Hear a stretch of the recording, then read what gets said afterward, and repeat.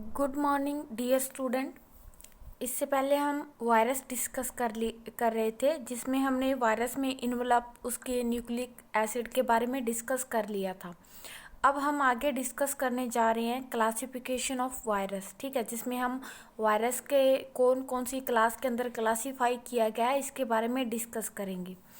तो classification of virus में जो क्लासिफिकेशन होता है वायरस का, वो बेस होता है न्यूक्लिक एसिड पे, कि उसके अंदर कौन सा न्यूक्लिक एसिड है, डीएनए है या फिर आरएनए है, इस पे बेस होता है। स्ट्रैटेजी फॉर रेप्लिकेशन, उसमें रेप्लिकेशन किस तरीके से होता है, इस पे बेस होता है। एंड मॉर्फोलॉजी पे, जो वायरस की मॉर्फोलॉजी है उस पे बेस होता है। फिर है कि family name and in viride, जो फैमिली होती है वायरस की, कोई भी अगर फैमिली है तो उसके एंड में हमेशा विरिडी लगा हुआ होता है। फॉर एग्जांपल जैसे पॉक्स विरिडी, पॉक्स विरिडी क्या है, एक फैमिली है और इस फैमिली के अंदर बहुत सारी स्पीसीज होंगी जो कि पाई जाएंगी। जैसे पॉक्स विरिडी के अंदर पॉक्स मान लो, पॉक्स वायरस हो गया, वो क्या है, वो एक स्पीसीज मान सकते हो, ठीक है आप उसको। तो फैमिली बहुत सारी हो सकती है जिसके पीछे विरिडी लगा हो, pox viride, herpes viride, adeno viride और पेपोवा विरिडी, ये सब इसकी फैमिली के नेम है, ठीक है। फिर है viral species, A group of virus sharing the same genetic information and ecological नीच। वायरल स्पीसीज क्या होती हैं, स्पीसीज क्या होती हैं, स्पीसीज एक ग्रुप होती हैं जिनमें जो जेनेटिक इन्फॉर्मेशन है वो सेम होती है, ठीक है। जेनेटिक इन्फॉर्मेशन का मतलब जो उनमें डीएनए होता है वो बिल्कुल सेम होता है, ठीक है। जो कि जेनेटिक मटेरियल का काम करता है वो डीएनए भी हो सकता है, आरएनए भी हो सकता है। तो उसमें जो भी जेनेटिक मटेरियल है, इन्फॉर्मेशन है, वो सेम होती है, ठीक है। और उनका इकोलॉजिकल नीच जो होता है वो भी उसमें सेम होता है। अब बात करते हैं इसमें क्लासिफिकेशन की। तो सबसे पहले आते हैं प्लांट वायरस। प्लांट वायरस वो वायरस होते हैं जो कि सिर्फ प्लांट को अफेक्ट करते हैं, प्लांट के अलावा वो किसी और जो एनिमल्स हैं या उनमें कोई भी डिजीज़ को नहीं फैलाते हैं। तो ये सिर्फ प्लांट को अफेक्ट करते हैं। फॉर एग्ज़ाम्पल जैसे बैक्टीरियल वायरस हो गया, एल्गल वायरस हो गया, फंगस वायरस, ये सब क्या है, ये सब के सब प्लांट वायरस की कैटेगरी के अंदर रखे गए हैं, ठीक है। उसके बाद में है इनवर्टिब्रेट वायरस। इनवर्टिब्रेट वायरस क्या होते हैं, इनवर्टिब्रेट वायरस वो होते हैं जो कि सिर्फ इनवर्टिब्रेट को ही अफेक्ट करते हैं। जैसे कि इंसेक्ट वगैरह हो गए, वो क्या है, वो इनवर्टिब्रेट है, ठीक है। इससे अलावा जो कि जैसे पोरीफेरा सिलेंट्रेटा, ये सब क्या है, एनिमल किंगडम है जो कि इनवर्टिब्रेट है। तो उन सभी में ये वायरस डिजीज़ को कोज करती है। उसके बाद में है वर्टिब्रेट वायरस, जो कि वर्टिब्रेट को अफेक्ट करते हैं। फिर आते हैं ड्यूल होस्ट वायरस।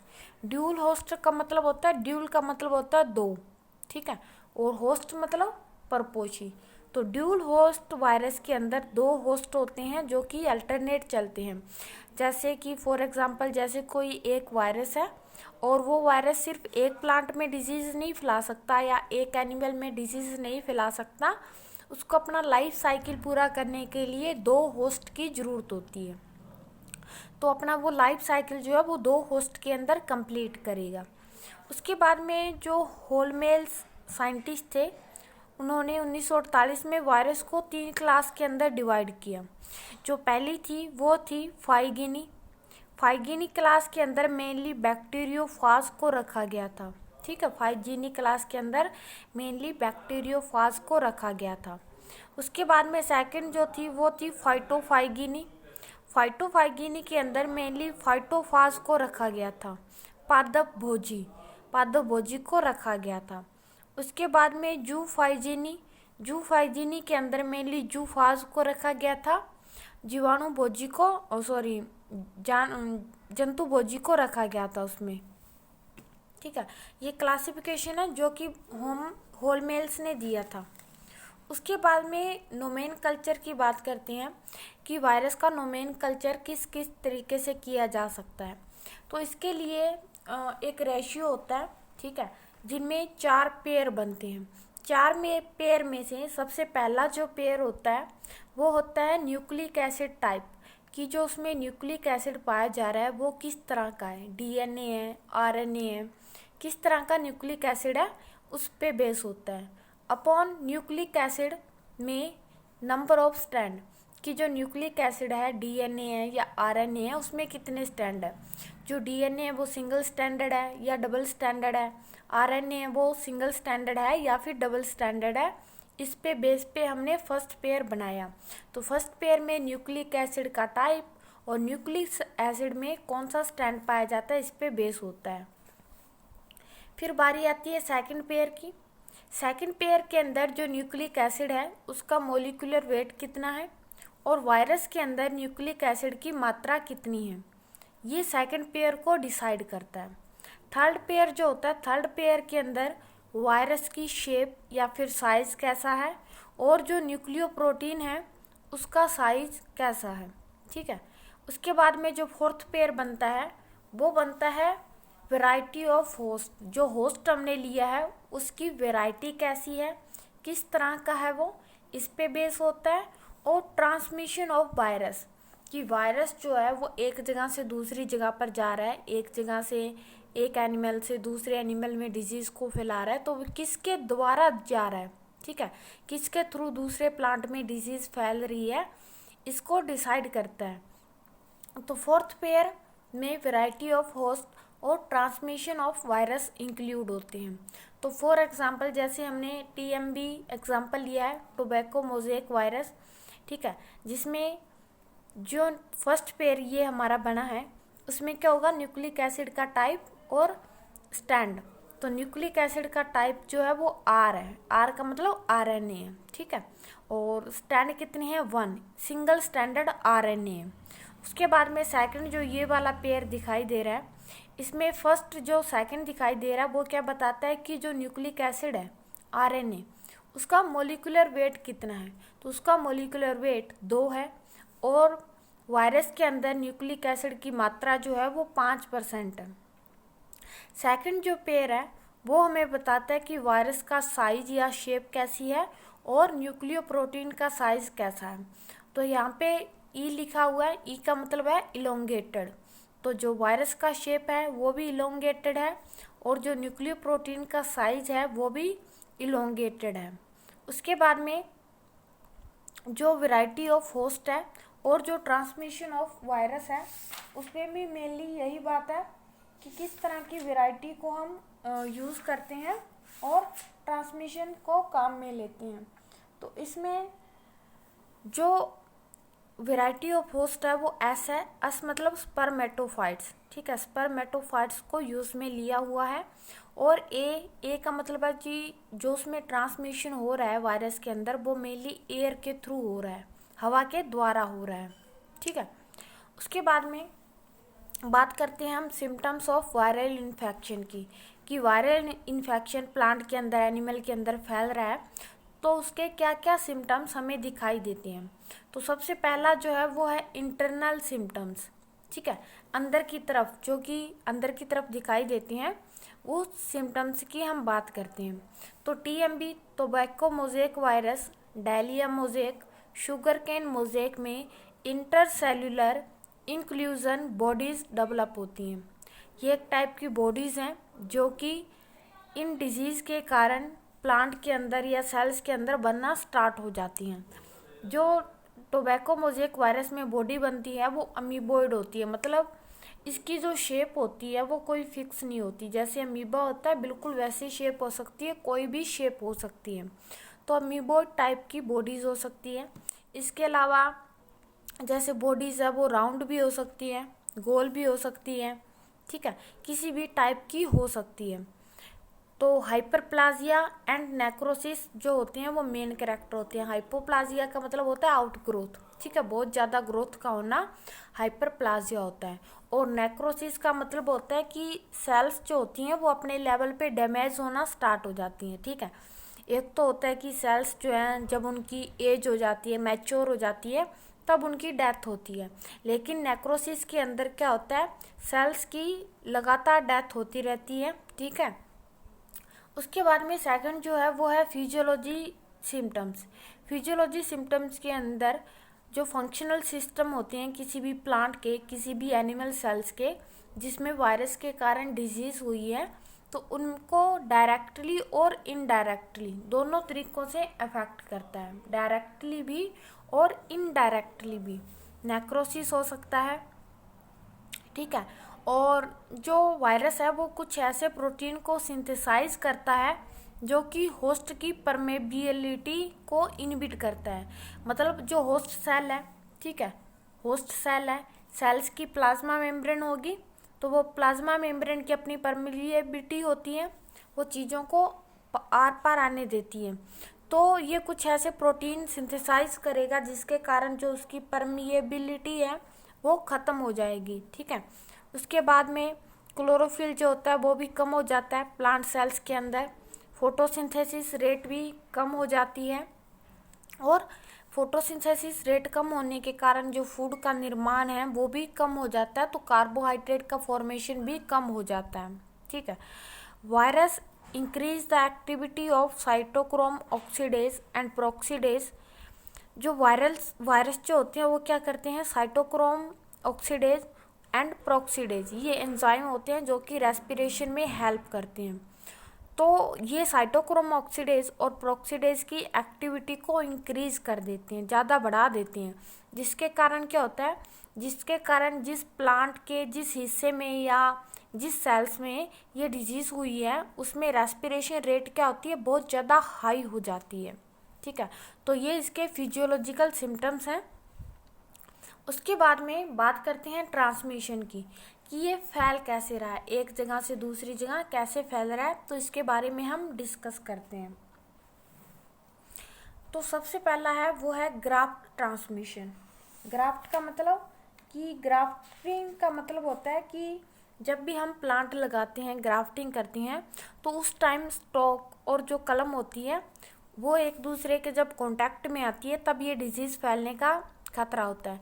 कि मान लो जो हमने कलम ली है उसके अंदर ये वायरल डिजीज़ है, ठीक है, उसमें इन्फेक्शन है, तो जब हम उसको किसी हेल्दी प्लांट के अंदर ट्रांसप्लांट करेंगे, उसकी ग्राफ्टिंग करेंगे, तब क्या होगा, तब उस कलम के थ्रू जो वायरस है वो पूरी की पूरी प्लांट बॉडी में चला जाएगा। तो इस तरह से ग्राफ्ट ट्रांसमिशन के थ्रू भी वायरल डिजीज़ फैलती है, ट्रांसमिट होती है। उसके बाद में सेकंड जो है वो है ट्रांसमिशन बाय इंजेक्शन, ठीक है। तो कोई भी प्लांट है मान लो, तो उसमें इंजेक्शन के थ्रू हम क्या कर सकते हैं, हेल्दी प्लांट का जो इन्फेक्ट कर सकते हैं। मान लो कोई प्लांट है उसमें डिजीज़ है, वायरस डिजीज़ फैली हुई है, तो हम क्या करेंगे, टेस्ट करने के लिए किसी भी इंजेक्शन को लेंगे और कोई भी प्लांट जिसमें डिजीज़ हुई है उसके सैप को निकालेंगे और हेल्दी प्लांट के अंदर ट्रांसप्लांट कर देंगे। तो उससे क्या होगा, उससे जो वायरस डिजीज़ उस प्लांट में है वो हेल्दी प्लांट के अंदर भी ट्रांसप्लांट हो जाएगी, ठीक है, उसको भी अफेक्ट कर देगी। उसके बाद में है transmission by friction and rubbing. क्या होता है कि एक बार हवा वगैरह ज़्यादा चलती है या फिर प्लांट जो होते हैं कोई भी मैकेनिकल काम करते हैं हम, तब एक दूसरे से रगड़ खाते हैं, ठीक है, एक दूसरे के साथ उनका फ्रैक्शन होता है। तो उस टाइम क्या होता है, रगड़ने से उसमें खरोंचें वगैरह लग जाती हैं। पता है हमें, जब भी कोई प्लांट एक दूसरे से टकराते हैं तो उनके तने वगैरह जो होते हैं वो छिल जाते हैं, तो उसके कारण भी क्या होता है, घाव वगैरह बन जाते हैं प्लांट के अंदर। तो वायरस जो होता है वो छिलने से, टकराने से, तो उसके थ्रू वायरस दूसरे हेल्दी प्लांट के अंदर चला जाता है।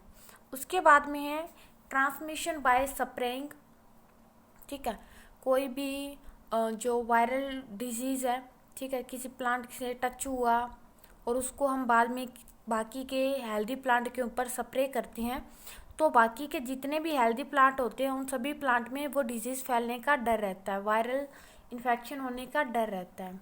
उसके बाद में है ट्रांसमिशन बाय अल्टरनेट होस्ट। बहुत सारे ऐसे वायरस होते हैं जो कि अल्टरनेट होस्ट को यूज़ करते हैं, ठीक है। तो उसके कारण क्या होता है, मान लो एक होस्ट के अंदर तो डिजीज़ है ही है, और जब वो दूसरे होस्ट पे जाएगा, अल्टरनेट पे जाएगा, तो उसमें भी वो डिजीज़ को फैला देगा और जल्दी से फैलाएगा क्योंकि वो उसके लिए होस्ट है। तो इस तरह अल्टरनेट होस्ट होने के कारण भी वो डिजीज़ जल्दी से फैलती है, ठीक है। और जैसे कि फॉर एग्ज़ाम्पल अल्टरनेट होस्ट का एक अच्छा खासा एग्जाम्पल है, जैसे येलो वेन मोज़ेक ऑफ भिंडी। ठीक है, ये वायरस के द्वारा होने वाली एक डिजीज़ है जो कि अल्टरनेट होस्ट रखती है। इसके अलावा कुकरबिट मोज़ेक, ये कुछ ऐसे डिजीज़ हैं जिनमें एक से ज़्यादा होस्ट पाए जाते हैं। उसके बाद में है transmission through soil and seed. ठीक है, इसमें क्या होता है, इसमें जब कोई हेल्दी प्लांट होता है, ठीक है, और मान लो कोई हमने कोई ऐसे प्लांट से सीड सिलेक्ट की हैं जिसमें कोई वायरस डिजीज़ हुई हो, तो वो सीड हमने रख लिए, उसको हम क्या करेंगे, अगले सीजन में उगाएंगे। तो अगले सीजन में जब उगाएंगे या जब भी उसको ग्रो करते हैं तो उसके साथ कुछ ना कुछ वायरस के इन्फेक्शन होगा, तो वो इन्फेक्शन जब वो प्लांट बड़ा होगा तो उसमें भी होगा। तो इस तरह से मेनली सोइल और सीड के थ्रू भी इन्फेक्शन जो होता है वो फैलता है। उसके बाद में है transmission through vegetative propagules. Vegetative propagules में मान लो बहुत सारी सब्जियां वगैरह लगाते हैं या जब भी हम प्लांटिंग वगैरह करते हैं तो मेनली हम क्या करते हैं, प्रोपेग्यूल्स को काम में लेते हैं। ठीक है, और मान लो अगर किसी भी एक भी प्रोपेग्यूल्स के अंदर कोई वायरस का इन्फेक्शन हो गया तो वो जितने भी उससे प्रोपेग्यूल्स बनेंगे उन सभी के अंदर चला जाएगा। तो इस तरह से वायरस डिजीज जो होती है वो फैल जाती है। फिर होता है ट्रांसमिशन थ्रू पोलन ग्रेन। ठीक है, बहुत सारे पोलन ग्रेन ऐसे होते हैं जो कि वायरल से इन्फेक्ट जो प्लांट होते हैं उससे आते हैं। तो मान लो कोई प्लांट है, उसको वायरल ने इन्फेक्ट करके रखा है और उससे हम पोलन ग्रेन लेके किसी हेल्दी प्लांट के ऊपर ट्रांसप्लांट करते हैं, तो उससे भी क्या होता है, उससे भी जो प्लांट जर्मिनेट होगा या जो सीड बनेंगे उसके अंदर भी वायरल इन्फेक्शन होने का खतरा जो होता है वो ज़्यादा होता है। तो पोलन ग्रेन के थ्रू भी मेनली वायरल डिजीज फैलने का खतरा होता है, जैसे बीन मोज़ेक वायरस, ठीक है, या फिर नेक्रोटिक रिंग स्पॉट वायरस। ये कुछ ऐसी डिजीज होती हैं जो कि मेनली पोलन ग्रेन के द्वारा फैलती हैं।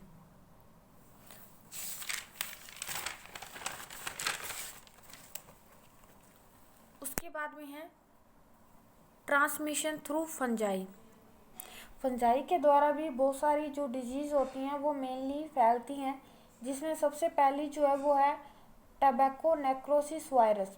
ठीक है, ये मेनली ओल्पिडियम ब्रेसिका एक फंगस है, उसके द्वारा ये डिजीज़ को फैलती है। तो फंगस भी क्या करती है, फंगस भी मेनली वायरस डिजीज़ को फैलाने का काम करती है। उसके बाद में है ट्रांसमिशन थ्रू इंसेक्ट। बहुत सारे इंसेक्ट होते हैं जो कि एक प्लांट से दूसरे प्लांट पे ट्रांसप्लांट होते हैं, तो वो अपने साथ में कुछ वायरस को भी कैरी करते हैं और दूसरे हेल्दी प्लांट पे उसको ट्रांसप्लांट कर देते हैं। तो इस तरह से बहुत सारे इंसेक्ट हैं, जैसे कि वाइट फ्लाई हो गया, इसके अलावा leaf hopper, plant hopper, aphids, ये सब क्या है, ये सब के सब इंसेक्ट हैं जो कि मेनली प्लांट में डिजीज़ फैलाने का काम करते हैं।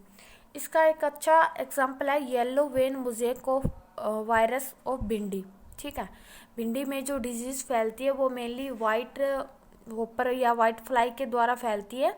ठीक है, उसके बाद में है transmission by infected agriculture tools. हम खेती में बिजाई करने के लिए बहुत सारे इंस्ट्रूमेंट को यूज़ करते हैं, तो उसमें क्या होता है, मान लो कोई एरिया है जिसमें वायरल डिजीज़ हुई है, तो हमने क्या किया, हमने एग्रीकल्चर टूल के द्वारा वहाँ पे बिजाई की। तो बिजाई के कारण जो वायरस वहाँ पे प्रेजेंट थे, सोइल में थे या प्लांट के साथ में थे, तो वो क्या होंगे, वो उस एग्रीकल्चर टूल के साथ में अटैच हो जाते हैं। ठीक है, अटैच होने के बाद में जब हम किसी दूसरी जगह पर जाके उसी टूल्स को काम में लेकर बिजाई वगैरह करते हैं, तो उस टाइम जो हेल्दी प्लांट वहाँ भी होंगे तो उनमें वो टूल्स पे लगे हुए वायरस इन्फेक्ट कर जाएंगे और डिजीज़ फैल जाएगी। उसके बाद में है कॉमन वायरल डिजीज़। कुछ ऐसी कॉमन वायरल डिजीज़ होती हैं जो कि मेनली वायरस द्वारा फैलती हैं, जैसे टोबैको मोज़ेक वायरस। ठीक है, टोबैको मोज़ेक डिजीज़ है जो कि टोबैको में होती है वायरस के थ्रू। इसके अलावा सैंडलवुड स्पाइक, चंदन के अंदर होने वाला रोग है। उसके बाद शुगर केन मोज़ेक, गन्ने के अंदर होने वाला डिजीज़। जो कि मेनली वायरस के कारण होता है।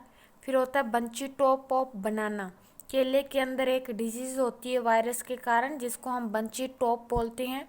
फिर है येलो वेन मोज़ेक ऑफ भिंडी, ठीक है, जिसके बारे में हमने डिस्कस किया हुआ है हमारे यूट्यूब चैनल पे, ठीक है।